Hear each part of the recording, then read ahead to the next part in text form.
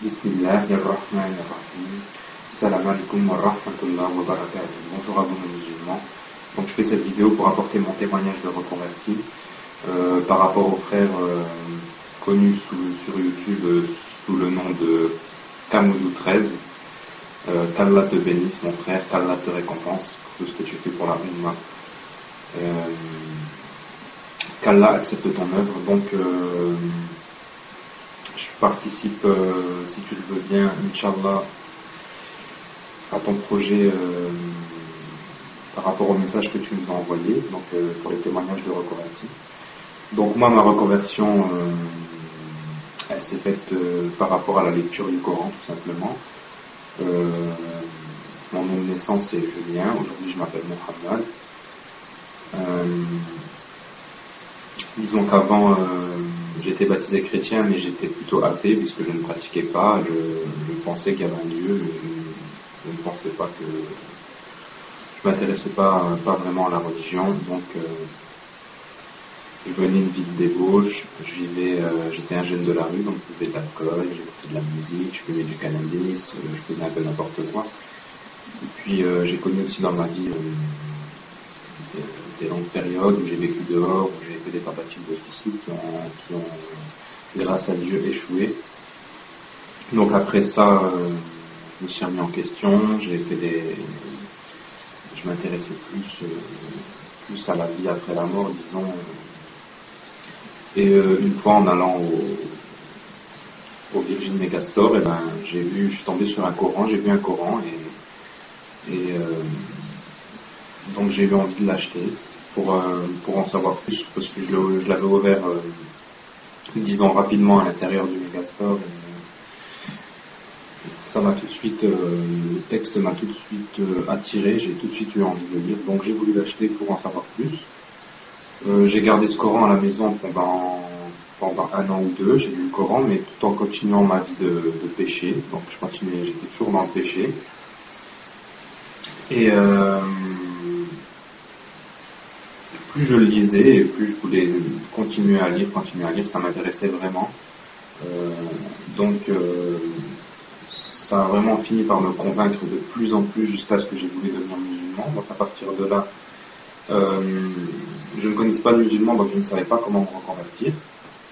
Donc une fois, j'étais pas dans ma ville, j'étais dans une autre ville avec des amis. On a bu de l'alcool toute l'après-midi, donc j'étais complètement alcoolisé. Et le soir, j'ai voulu rentrer en stop, donc j'ai fait du stop pour rentrer chez moi et je suis tombé sur des musulmans.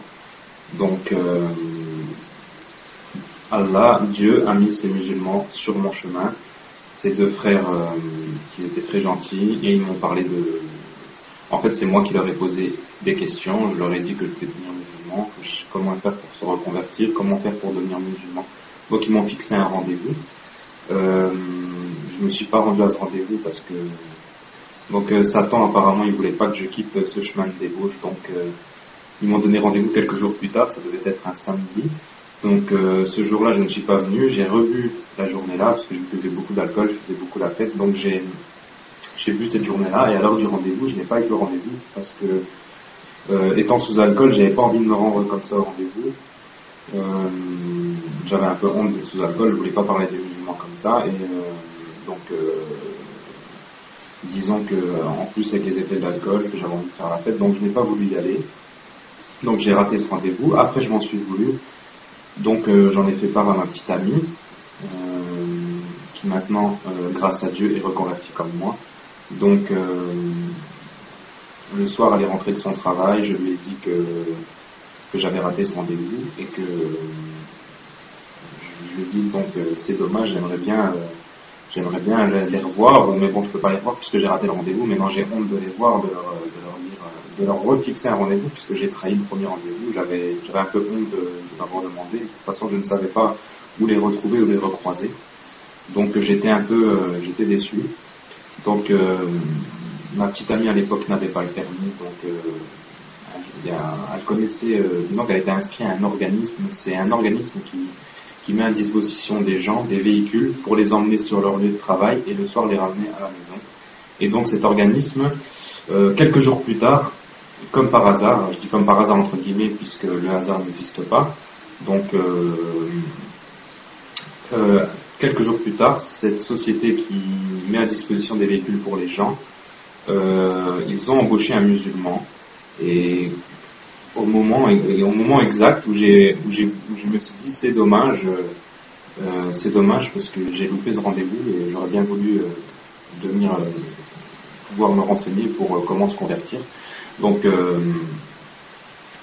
quelques jours plus tard, ma petite amie elle prend ce véhicule pour aller au travail, elle tombe sur un musulman. Donc elle lui a posé la question, elle lui a dit mon petit ami voudrait se reconvertir.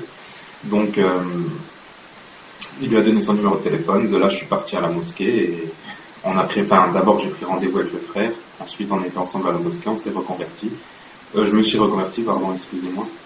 Donc là, voilà, ça fait 4 ans maintenant. Alhamdoulilah, louange à Dieu. Je traduis en français pour les Français qui ne comprennent pas les termes arabes. Donc là, ça fait 4 ans que je suis musulman. J'ai jamais été aussi heureux de ma vie.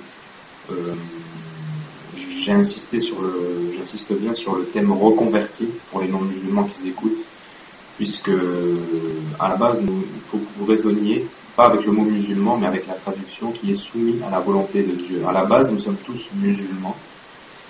Puis ensuite, quand on grandit, si nos parents sont chrétiens, on devient chrétien. Si nos parents sont musulmans, on reste musulman. Si nos parents sont athées, ou plus tard, après dans l'adolescence, on prend son chemin. Chacun choisit, disons, son chemin, mais à la base, nous sommes tous musulmans, donc soumis au Dieu unique. Donc le Coran est le dernier message révélé. Après, d'abord la Torah, ensuite l'Évangile, et ensuite le Coran, le dernier livre révélé. Donc il y a une continuité dans les livres et dans les prophètes, que la paix soit sur eux. Donc voilà, c'était pour insister sur ce thème reconverti, pour que vous compreniez, que vous raisonniez avec les traductions et non pas avec les mots qui nourrissent les amalgames. Donc je fais ça un peu pour tuer les amalgames. Jésus, alayhi salam, et Isa ibn Maryam, il était musulman, donc tous les prophètes étaient musulmans soumis au Créateur. Donc à l'époque de Jésus, alayhi salam, il fallait suivre l'évangile, donc on était musulmans, on était soumis au Créateur en suivant l'évangile. À l'époque de Moussa, Moïse, alayhi salam, il fallait suivre la Torah et être soumis au Créateur, donc musulmans. Tous les prophètes ont toujours été musulmans, que la paix soit sur eux. Donc il y a une continuité dans les livres. Donc si vous voulez, c'est comme si aujourd'hui les juifs et les chrétiens ils suivaient un livre qui était erroné, qui n'était plus d'actualité. Depuis 1400 ans, il faut suivre le Coran, la dernière révélation de Dieu. Donc voilà, c'était pour mon témoignage de reconverti. Je ne peux pas faire plus long parce que j'ai vraiment résumé, puisque je fais des vidéos 15 minutes, mais il y a des problèmes avec YouTube apparemment, il coupe les vidéos, je ne sais pas si c'est volontaire ou pas. En tout cas, j'ai fait une version plus courte pour expliquer ma reconversion. Donc moi, c'est uniquement à la lecture, c'est Dieu qui a mis sur mon chemin le Coran, donc c'est uniquement à la lecture du livre. La lecture du Coran m'a convaincu. Dans la version française, qui plus est, donc je n'avais jamais entendu le Coran récité, ni je n'avais pas lu la version arabe, puisque je ne savais pas à l'époque lire l'arabe. Donc la version française a suffi à me convaincre. C'est vrai que le message est dénaturé, mais il garde quand même beaucoup d'explicite. Il est très explicite quand même, je veux dire. En tout cas, moi, cette version, le sens des versets a suffi à me convaincre. Donc voilà, c'était pour ce témoignage de ma reconversion. Donc pour les chrétiens, qu'Allah vous guide, qu'Allah, le Dieu unique, vous guide dans le droit chemin, qu'Allah vous guide vers le Coran, vers la vérité. Essayez d'étudier, de revenir au livre, en oubliant les amalgames, en oubliant les clichés.